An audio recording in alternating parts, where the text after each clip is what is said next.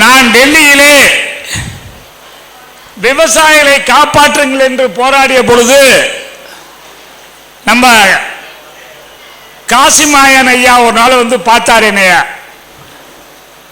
என்னங்க ஐயா இப்படி ரோட்ல வந்து தார் ரோட்ல படுத்து கிடக்குறீங்களே, நீங்க எந்த ஊரு என்ன அப்படின்னு என்ன வந்து கேட்டாரு. நான் சொன்னேன், நான் எங்க பூர்வீகம் பெரிய குளம், நாங்கள் அங்கேருந்து திருச்சிக்கு போயிட்டோம் அப்படின்னு சொன்னேன். இல்லை இல்லை, நம்ம வந்து இந்த இடஒதுக்கீடு சமூக நீதிக்காக போராடணும்னு சொன்னார். உண்மைதான், அவர் சொல்றதெல்லாம் 100க்கு 100 உண்மைதான். இன்றைக்கு டெல்லியில 3600 ஐஏஎஸ் ஆபீசர் இருக்காங்க. அதுல வந்து நமக்கு எவ்வளவு பேர் இருக்கும்? நம்ம கிட்டத்தட்ட 3000 பேர் ஐயர் இருக்காங்க. 3000 பேர் ஐயர் தான். அதுல அவங்க ஜனத்தொகையில 1-2% கூட இருக்க மாட்டாங்க. அப்ப எங்க சமூக நீதி கிடைக்கும்? சமூக நீதினா என்ன? நியாயம், எல்லாத்துக்கும் நியாயம் வழங்க வேண்டியது தானே. அது அரசியலமைப்பு சட்டம் தானே சொல்லுது. 3600 பேர் 3000 பேர் ஐயர் 1% 2% இருக்கவங்க இருந்தா மற்றவங்க எல்லாம் என்ன பண்றது? விவசாயம் வச்சிருந்து என்ன பிரயோஜனம்? 100 ஏக்கர் வச்சிருந்தாலும் சரி, 200 ஏக்கர் வச்சிருந்தா அது வர்ற வருமானம் வருஷத்துக்கு வந்து பாத்தீங்கன்னா ஒரு 2 லட்சம் 3 லட்சம் தான் கிடைக்கும். ஆனா மாச சம்பளம் ஐஏஎஸ் அங்க 3000 பேருக்கான ஒரு மாச சம்பளம் ஒருத்தருக்கு 2.5 லட்சம் ரூபாய். தனி வீடு உண்டு. அதுதானே நம்ம கேட்கறது. இப்போ உதாரணத்துக்கு எடுத்துக்கிட்டீங்கன்னா, இந்த டிஎன்டி சர்டிபிகேட் இருந்தா எவ்வளவு நன்மைங்கிறத ஒரே ஒரு எங்க வீட்டு உதாரணத்தை சொல்றேன். என்னுடைய மனைவிக்கு டிஎன்டி சர்டிபிகேட் இருந்துச்சு. என்னுடைய மனைவியுடைய அக்கா புருஷனுக்கு BC certificate, backward class certificate.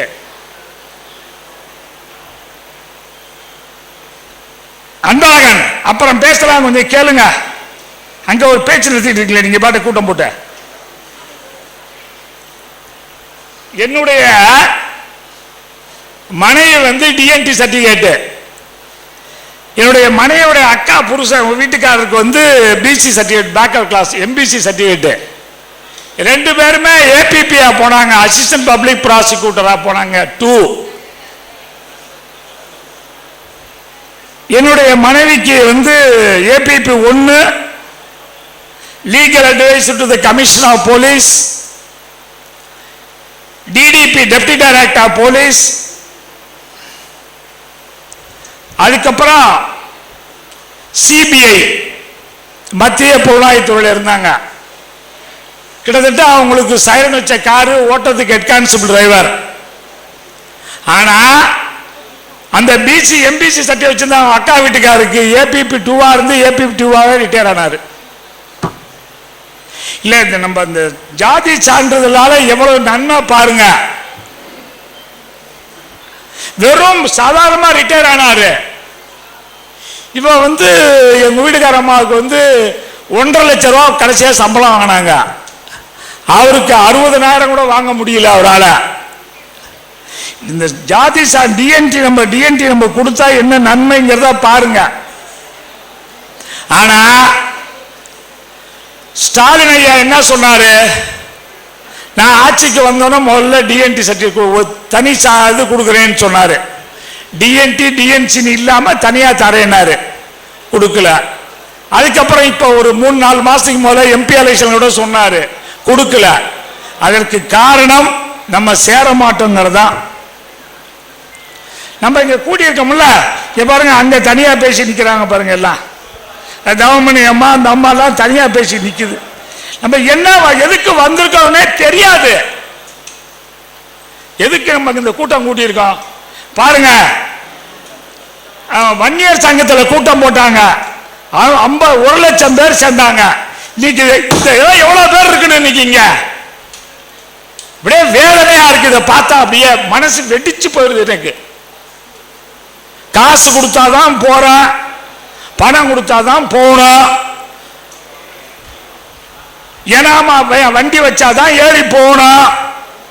இப்படி ஒரு எண்ணம். நம்ம குடும்பம் நல்லா இருக்கணும், நம்ம பையன் நல்லா இருக்கணும், நம்ம பேரன் நல்லா இருக்கணும், சமுதாயம் அழியாம காப்பாற்றணும், அப்படி உணர்வே நமக்கு வரமாட்டேங்குது.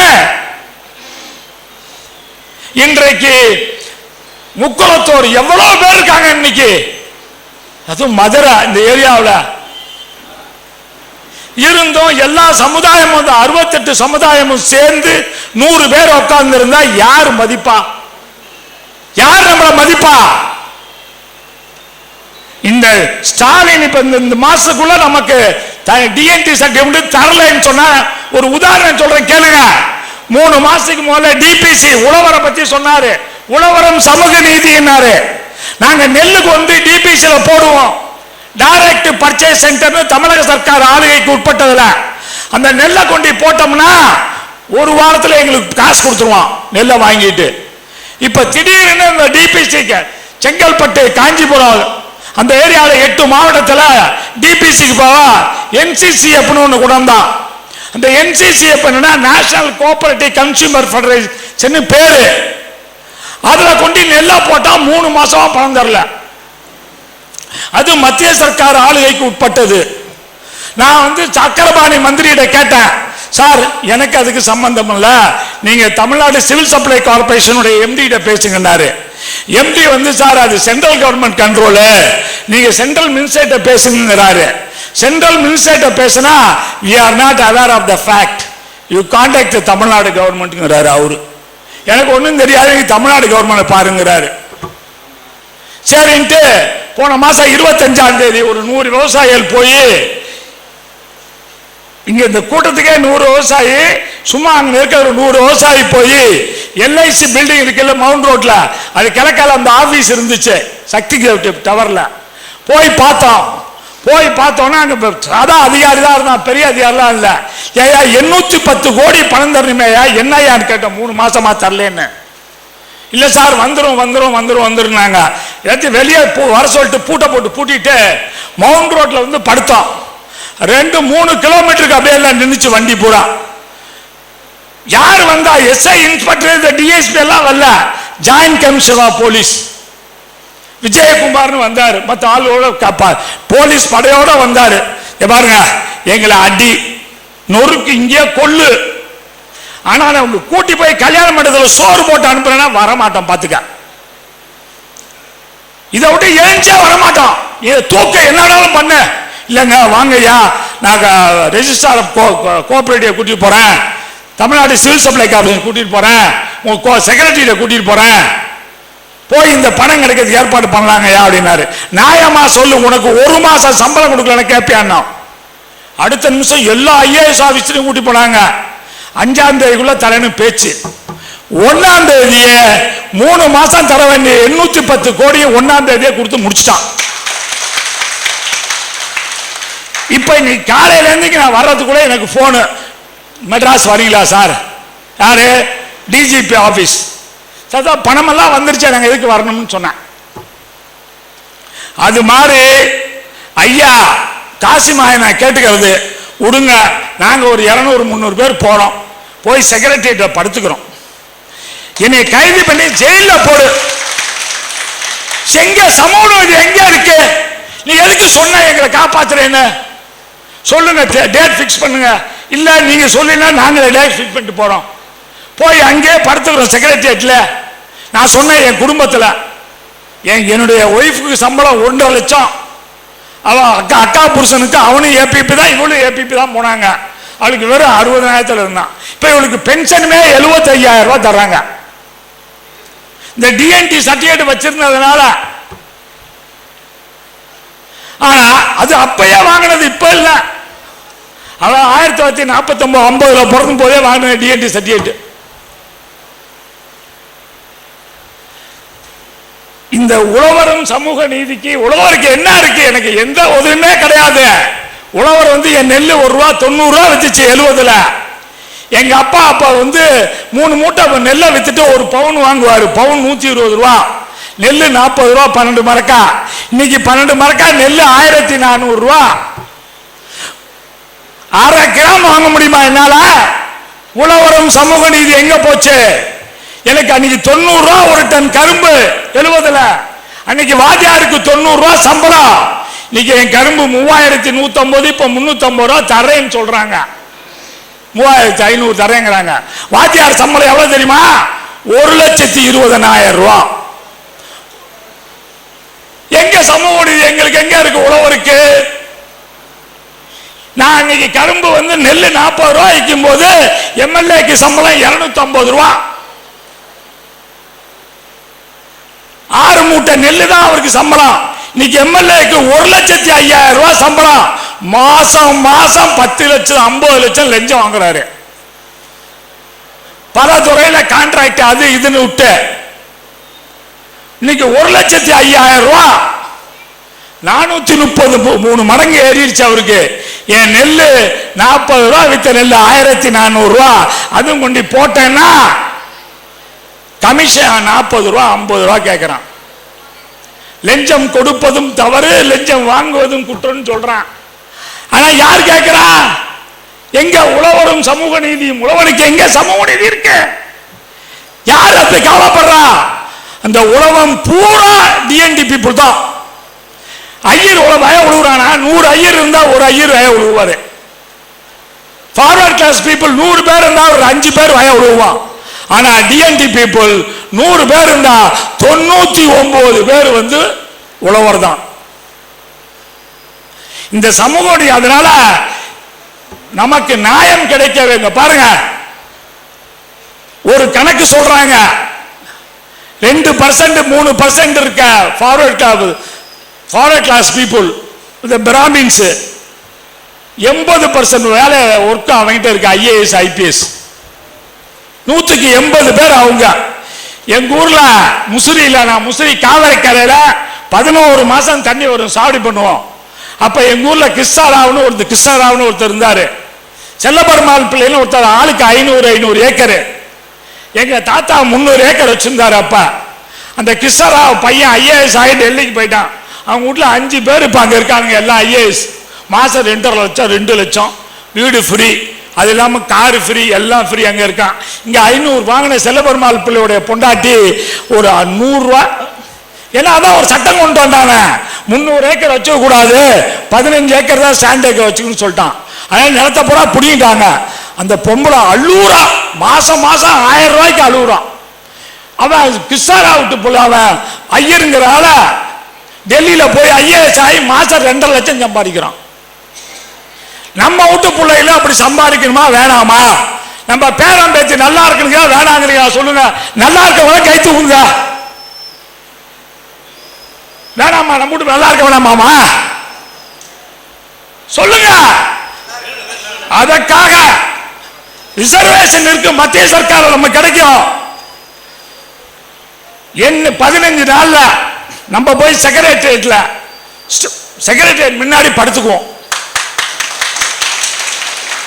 எனக்கு தனி சர்டிபிகேட் டிஎன்டி சர்டிபிகேட் கொடுத்தாதான் போவேன், இல்லாட்டி போக மாட்டேன்னு கேட்கலாமா வேணாமா சொல்லுங்க. வேணாமா கேளுங்க. அப்பா காசிநாதன் ஐயா பாத்தீங்களா, எல்லாரும் போய் அங்க பண்ணலாம் நினைக்கிறாங்க. பெருங்காமங்கல் ஒரு அம்மா இருக்குல்ல, அந்த அம்மா பேர் என்ன வர மாட்டேங்குது, செல்வ பிரிந்த அம்மா. நீ துணிச்சலான ஆளு, நம்ம போயிட்டு வரலாம். நம்ம அம்மா தவமணி அம்மா எல்லாம் கூட்டிக்கிட்டு நம்ம போய், நான் கூட்டி வரேன் விவசாயில டிஎன்டி நம்ம கம்யூனிட்டி பீப்புளை கூட்டி வரேன். சேலை சட்டையெல்லாம் அவத்துக்கு பாவாடையை கட்டிக்கிட்டு, இல்லை எங்களை எல்லாம் பிடிங்கிட்டலாம் முதல்ல, இதையாவது குர்ரா பொழைச்சுக்கிறான் அப்படின்னு ஒரு 25-30 லேடியை படுத்துக்க சொல்றேன். போராடலன்னா ஒண்ணுமே ஆகாது சார். இந்த போலீஸ் எல்லாம் நம்மளை அழிக்க தான் பார்ப்பான, நமக்கு உதவியே பண்ண மாட்டான், சும்மா அப்படியே நடிப்பான். போலீஸ் எல்லாம் எல்லாத்துக்கும் உதவி பண்ணுவான். இங்க பாருங்க, அவன் படையாச்சி அவங்க அன்புமணி ராமதாஸ் 80,000 பேர் 70,000 பேர் கூட்டுறாங்க. ஆனா வெளியே சொல்றது 3 லட்சம் பேருன்னு. நான் போய் நாற்காலி என்ன சொன்னேன், 55,000 நாற்காலி போட்டுருந்தாங்க. இன்னைக்கு நம்ம 100 பேர் உட்கார்ந்தா நம்மளை எப்படி மதிப்பாங்க, நமக்கு எப்படி நியாயம் கிடைக்கும்? ஆனா இதை கூட்டினதே பெருமை. இல்லாட்டி ஐயா கூட்டில் என்ன வச்சுக்க இதை பேச முடியுமா, கேட்க முடியுமா? நான் எங்க ஊர்ல முத்தரையர்கள் நிறைய இருக்காங்க திருச்சியில. நம்ம ஐயா ஐயா ஊர் என்ன ஊர்? கந்தர்வ கோட்டை, பெரிய சூரியூர், கூத்தாப்பால். நம்ம முருகன் பேசுவாப்ல அன்னைக்கு இங்கே அவர் மட்டும் தான் வருவார். அங்க கூத்தாப்பால அவ்வளவு 5000 பேர் இருக்காங்க. ஆனா இவர் மட்டும் வர்றாரு. என்ன பண்றது? அதனால மற்ற முத்தரையர்கள் இவங்கெல்லாம் கூட்டுக்கிறேன். ஒரு நீ டேட் சொல்லுங்க, இல்ல விட்டுருங்க, நாங்களாவது போய் செக்ரட்டரியில் போய் படுத்துக்கிறோம். அன்னைக்கு போய் நான் இதில் படுத்ததுனால தான், எல்ஐசி பக்கத்தில் படுத்தனால தான் 810 கோடி எனக்கு சம்பந்தம் இல்லை, உனக்கு சம்பந்தம் இல்லை, 1ஆம் தேதியே கொடுத்துட்டான். 5ஆம் தேதி டைம் வச்சிருந்தான் எனக்கு, 1ஆம் தேதியே கொடுத்துட்டு 810 3 மாசமா தராத பணம், 3 மாசமா தராத பணம். மவுண்ட் ரோட்ல போய் படுத்ததுனால தான் 2-3 கிலோமீட்டருக்கு வண்டி எல்லாம் நின்னனால தான் பயந்துகிட்டு மறுபடியும் இன்னைக்கு வந்துருவோம் மெட்ராஸுக்குன்னு பயந்துகிட்டு கொடுத்தான். அதனால அம்மா நீங்க எல்லாம் ஐயா சரின்னீங்கன்னா, நான் பெரிய குளத்திலேருந்து இப்போ கொலை பண்ணிட்டு ஓன வந்தேன் அங்க.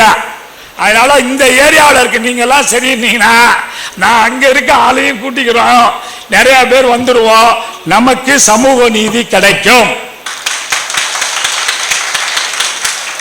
பாருங்க, நான் முதல்ல உங்ககிட்ட சொல்லிட்டேன், எங்க வீட்டு விவகாரத்தை சொன்னேன். என் ஒய்ஃபுக்கு இப்படி சம்பளம், என் ஒய்ஃபோட அக்கா புருஷன் அவனும் ஏபிபி தான், அவனுக்கு ஒரு ப்ரொமோஷனே சரியா வரல, வெறும் 50-60 ரிட்டையர் ஆனா கிடைச்சியா. என் டிஎன்டி சர்டிஃபிகேட்னால என் ஒய்ஃபுக்கு ப்ரொமோஷன் கிடைச்சி 1.5 லட்சம் ரூபா வாங்கினா. இப்ப பென்ஷனே மாசம் 75,000 ரூபா. எனக்கு 30 ஏக்கர் இருக்கு முசூர்ல, வித்தா 100 கோடிக்கு விற்கலாம். எவ்வளவு தெரியுமா வருமானம்? 60,000 வருஷ வருமானம். வருஷ வருமானமே 60,000 சார். அது வயல்ல ஒரு ஏக்கருக்கு 2,000 மேல கிடைக்க மாட்டேங்குது. ஏன்னா நான் 25-30 வருஷம் மோடி கூட இருந்தேன். மோடி என்ன சொன்னாரு? If I will be the Prime Minister of India, I will give 2 times profitable price for agriculture product. I will not import the genetically modified seed from foreign country சொன்னாரு. என்ன அர்த்தம்? ஒரு கிலோ 18 ரூபாய் இல்ல வித்த நெல்லுக்கு 2 மடங்கு விவசாய விளைபொருளுக்கு 2 மடங்கு லாபம் தரும் விலையை தரேனாரு. ஒரு கிலோ 18 ரூபாய் வித்த நெல்லுக்கு 54 ரூபாய் தரேன்ட்டு இன்னைக்கு 24 தான் தர்றாரு. 2,700 ரூபாய் வித்த ஒரு டன் கரும்புக்கு 8,100 ரூபாய் தரேனாரு. அதே கரும்புக்கு 1,20,000 வாத்தியார் வாங்குறாங்க சம்பளம். 8,100 தரேன்ட்டு இன்னைக்கு 3,150 தான் தர்றாரு.